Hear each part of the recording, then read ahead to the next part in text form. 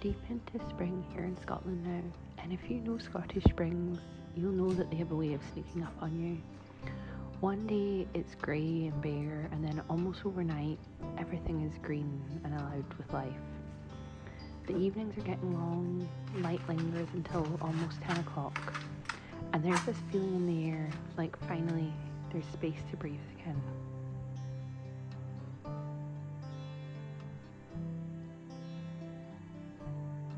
It's the kind of season that makes you want to make things. But something I hear all the time is, oh, I love to make art, but I just don't have the time. And honestly, I completely get that. Life doesn't slow down just because the seasons change. Days still fill up. The to-do list doesn't care that it's golden outside at 9 in the evening. But what I've come to realise is that making space for creativity doesn't have to mean carving out a big chunk of your day, although if you can manage that, then amazing and lucky you. It doesn't have to feel like pressure. It can be something much smaller than that. One of the biggest things that stops us from creating is this idea that we need a proper stretch of time before we're allowed to begin. But honestly, art doesn't need an afternoon. 10 minutes counts, 5 minutes counts. Even just opening your sketchbook and making a single mark, that counts. So all you need to do is begin. Something that I've been trying to do is set myself a small task that I try and complete each day during my baby's nap time. That might be 20 or 30 minutes, or if I'm really lucky, it can be over an hour.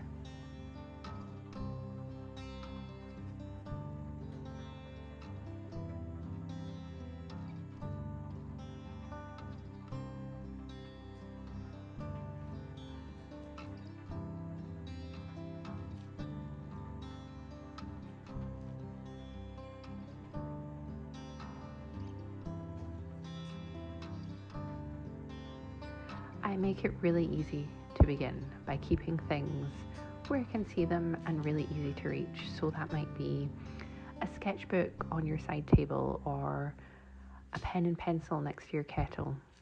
When your materials are visible, creativity starts to feel less like a task that you have to set up and more like an invitation. It's already there and you just need to sit down.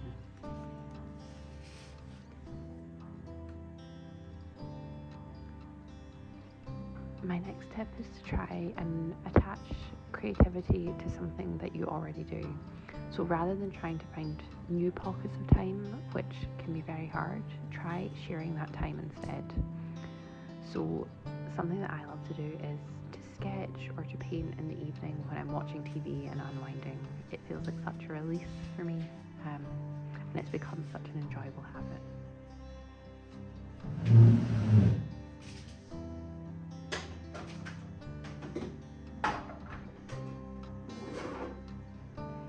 Give yourself permission for the things you make not to be very good.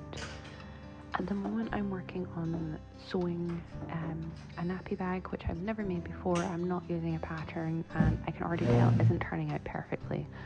But I've given myself permission just to enjoy the process, to allow myself to improve, to make something, and to be proud of the outcome, even though it certainly won't be perfect.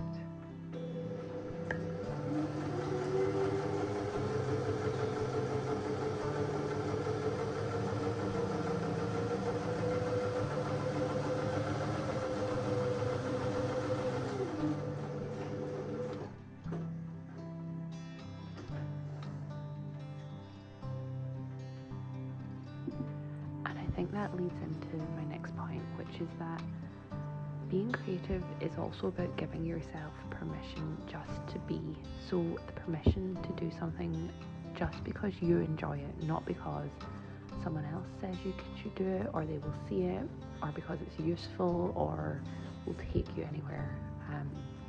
These little creative moments are reminders that you're more than a set of responsibilities, and that something in your day is just for you. So if your life feels too full at the moment, your creativity doesn't need to wait for things to quieten down. It doesn't need perfect conditions or a clear schedule. We can find a way for it to live in the margins, in 5 minutes, in one page or a single line written, and that is more than enough. So, what is one thing you could challenge yourself to make today?